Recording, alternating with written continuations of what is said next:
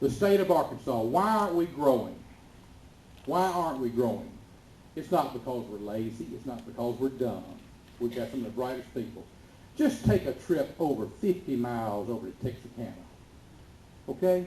Go to a state that has no income tax.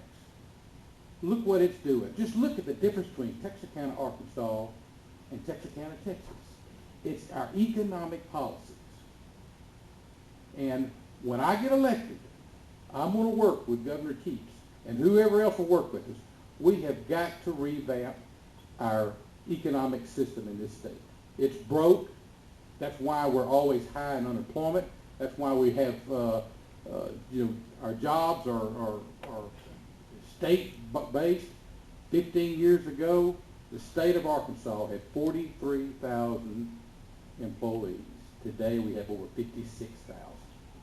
That's what kind of growth. So you hear this federal growth, it's in our state too. And it's killing our businesses. A couple other things I want you to do. Let's look who's in the race for state representative. Go to voterguide.com. Look under Arkansas. Let's see a couple of key issues. How many know about the Electoral College? How many know how we elect a president? It's by the Electoral College. In other words, if Arkansas's votes last election went for John McCain, the 6 electoral votes were voted for John McCain. There's a move on by the Democrat Party to get the Electoral College out of the way.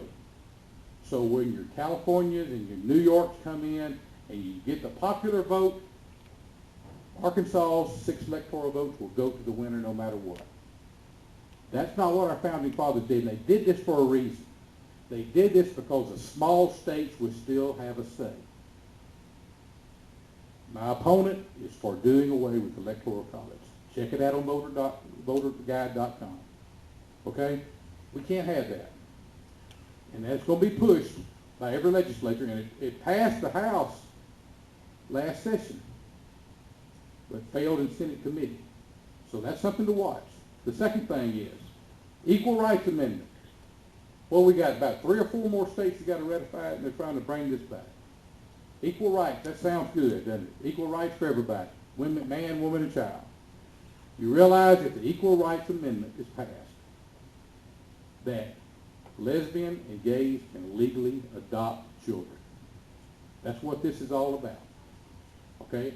I have gone on with Family Council and voted against this. My opponent is undecided. So there's some things we need to look. We need to kind of open up and I don't believe in running a negative campaign, but issues are issues. We're all fine people. We all want what's best for the state, but I'm not a party person as far as toeing the line and walking the line for the party plank. We've got to do what's right for common people in the state of Arkansas.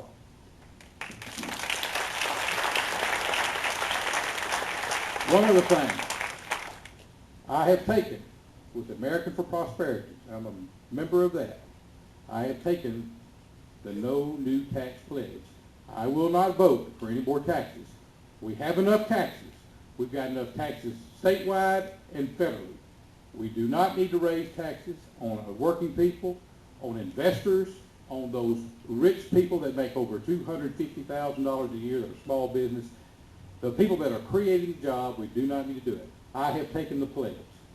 I've also, in the city of Magnolia, 2 years ago, when Obama was trying, the first governor president, passed the cap and trade, I was the only city with El Dorado in South Arkansas that passed a resolution to send it to our senators and representatives opposing Obama's cap and trade. We had a governor, we had many Democrat state legislatures that sat and did nothing. And when health care was passed, our governor said, you know what, this is going to hurt us. Well, where were you in the debate when it was being voted on? We cannot have politicians taking a pass because they do not want to offend the hierarchy of the party. I think many of you know I'm pretty independent. I consider myself a pretty good maverick. And if it takes offending with what's right or wrong, I'm going to offend you. And that's the type of statesman we need in Little Rock. I want to point out, we got several of our JPs here tonight. David Nelson, are you here still? David Nelson, our Republican JP, back there, give him a hand. You're right, this light is bad. Carolyn Terry, you here? Carolyn? Give her a big hand. And we have our Republican-elect, David Graham, going in office in January. It's good to have you here tonight.